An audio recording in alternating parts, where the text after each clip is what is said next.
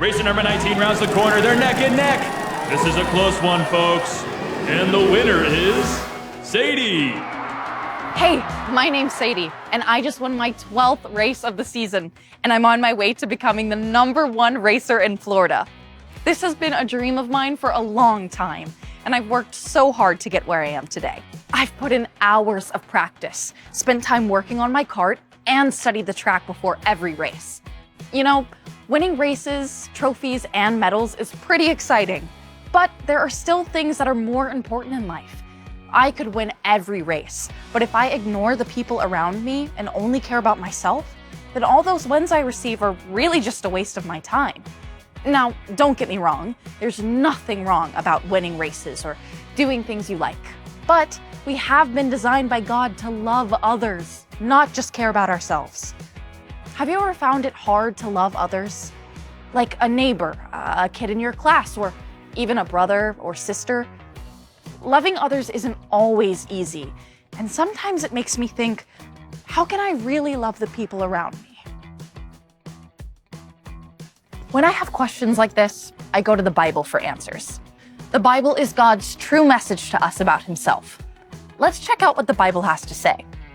1 Corinthians is a letter a man named Paul wrote to one of the first churches. He told them how important it is to show love to others. Let's see what he wrote. Love one another. Paul wrote a letter to the church in a city called Corinth. He wanted the people there to love each other, and he taught them what it means to love. Paul wrote, "If I speak different languages, but don't have love, what good is it? I'm just making noise, like a loud gong or clanging cymbal. If I have gifts like prophecy, speaking God's truth, understanding, or even great faith, but do not have love, then I am nothing. If I am generous and give away all my possessions, but do not have love, I gain nothing." Okay, I know we just started, but you probably need to know a few things about the Christians in Corinth. Instead of obeying what Jesus said, the people were doing their own thing. They were not happy with what they had. They were angry, rude, and argued with each other. They just didn't understand how to love others. Love is a really big deal to God. So Paul wanted the people in Corinth to learn what it truly means to love. Paul was explaining to the church that love is very important. Even if we have actions that other people pay attention to, but we don't act out of a heart that loves, then we are just noisy, and our actions don't mean anything.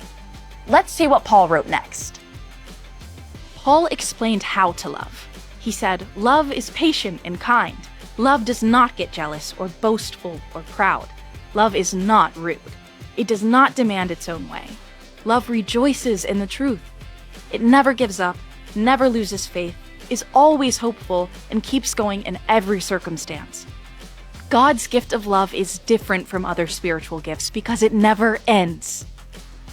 There are spiritual gifts that will end, but love never ends.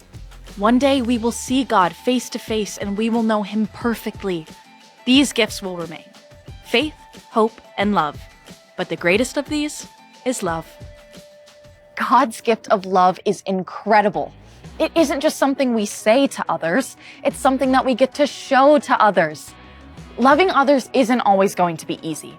There will be times that people will make you upset or even angry, and the last thing you want to do is love them. But God showed us the most amazing love, even though we don't deserve it. He sent Jesus to take the punishment that we deserve for our sin. Sin is when we choose to do what we think is best instead of following what God says is best. Even though we deserve punishment for our sin, Jesus showed us love by taking the punishment we deserve. Because God showed us such amazing love, we can show love to others too. We have been designed to go out and love others. So let's go.